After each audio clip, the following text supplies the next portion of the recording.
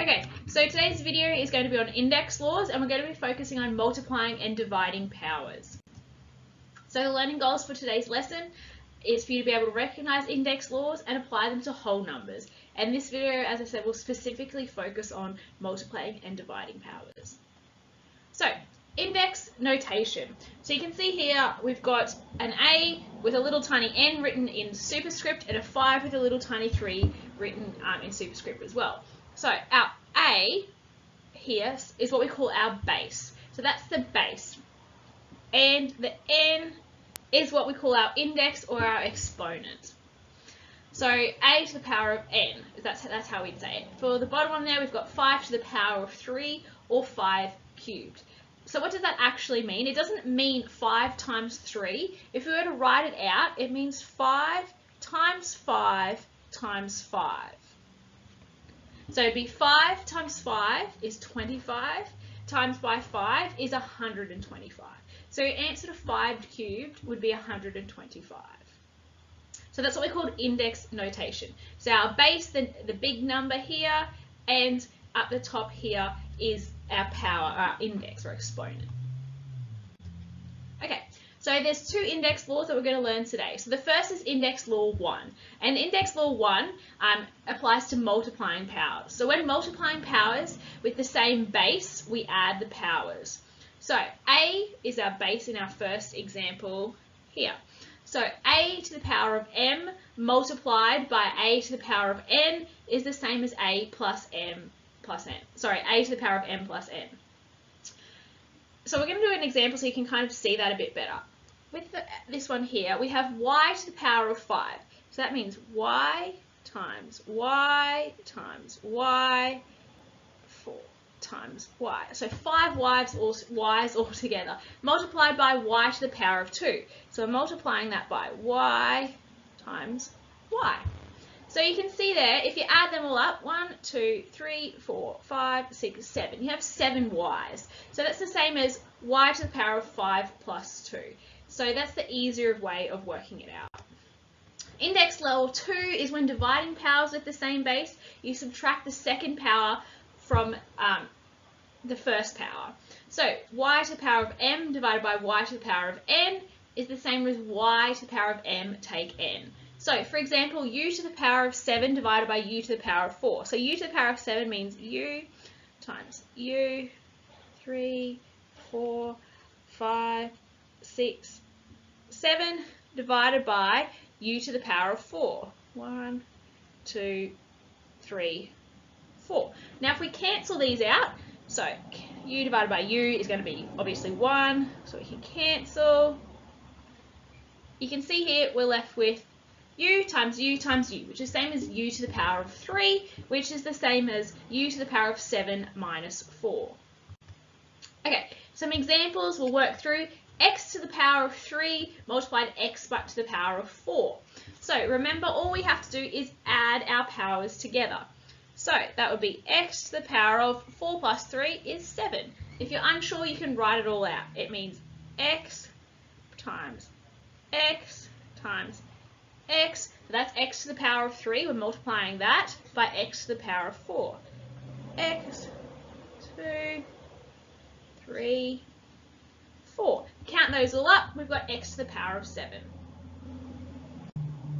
Okay, so this one is a little bit more difficult. Now we're bringing some numbers in as well as our variables. So we've got 9h multiplied by 10h to the power of 4. The first thing you need to do is you need to bring your numbers out the front and then put all your variables together. So I would rewrite this as 9 multiplied by 10 multiplied by h multiplied by h to the power of 4. So that way you can actually solve it. So 9 times 10 is going to give us 90, and then we can deal with the variables. So h times h to the power of 4 is going to be the same as h to the power of 5. Because we've added this h multiplied by that, so it's 4 plus 1 will give us 5, h to the power of 5. If you're not sure how that works, I'll rewrite that line out for you in full. So that's the same as 9 times 10 times h times h times h, h, h. And if you count those up, 1, 2, 3, 4, 5. There's 5 h's, so it's h to the power of 5. Our final answer there, 90 h to the power of 5. Here, now it's getting complex. We have more than one variable.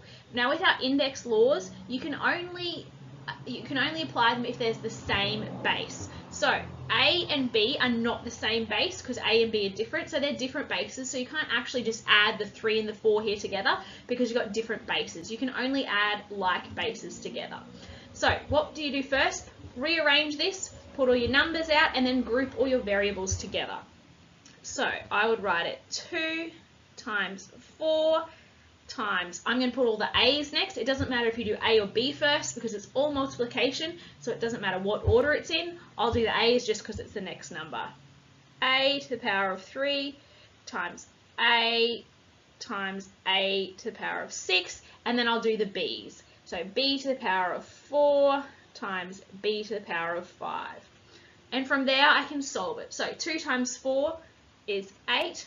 Now, A times 3 times A times 6. You can write that all out or just add your powers together. 3 plus 1 is 4 plus 6 is 10. So it's A to the power of 10. For the B's, it's B to the power of 4 times B to the power of 5. We're going to add our powers together. So 4 plus 5 is 9. B to the power of 9. As I said, if you would like to write that out fully, you can do that. But if you just apply the index laws, you'll save yourself a bit of time there. Okay, now we've got some division. 7x to the power of 6 divided by x to the power of 3. So we know with our second index law, we can just take the powers away. So our answer will be 7x, 6 take 3 will give us 3.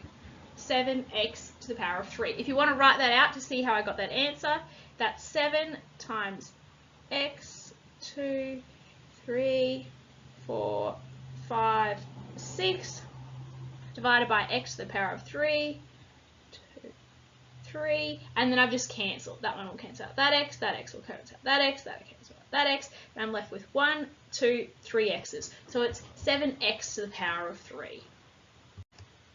Our next one, 18h to the power of 5 divided by 6h to the power of 2. So 18 divided by 6, I can do that. That's 3. With our h's, I take. So 5 take 2 is 3. So it's 3h to the power of 3. Our next one, 10m to the power of 12 times n to the power of 5. 8 times m to the power of 4 times n to the power of 2. So remember, we can't take away unlike bases. So we'll just have to do the m and the m and the n and the n. You can't cross them over because they're different bases. So 10 divided by 8, I can't do that, but I can actually simplify that fraction a bit. So I can do 10 divided by 8, and I can simplify that by dividing them both by 2, which would give me 5 over 4. Then for the powers, I can do m to the power of 12 to take m to the power of 4, so 12 take 4 will give me 8. And n to the power of 5 divided by n to the power of 2 is n to the power of 3. Okay, so then I can just write that out a bit more neatly. So 5 m to the power of 8 n to the power of 3 divided by 4, and that'll be your answer there as well for that one. Okay, so that's all I've got for this video. So just keep in mind those index laws. So the first index law is to do with multiplication. So if the bases are the same, so remember your base is the number, so it could, or the variable, sorry. So 5 to the power of 3 times 5 to the power of 4. Your bases are the same, they're both 5s. So if your bases are the same, when you're multiplying, you just add your powers together. So 4 plus 3 is 7, so it becomes 5 to the power of 7. Your index law 2 also relates to if the bases are the same. So for instance, if you have, let's go g. So g to the power of 6 divided by g to the power of 2, what you do is you take away the powers. So 6 take 2 will leave you with g to the power of 4. So remember, you can only deal with You can only deal with these numbers if your bases are the same. If they're different, you can't do anything about it. So for instance, if I had 5 to the power of 4 multiplied by 3 to the power of 3, I can't just add those indices together. I can't just do 4 plus 3 because 5 times 5 and 3 are different bases.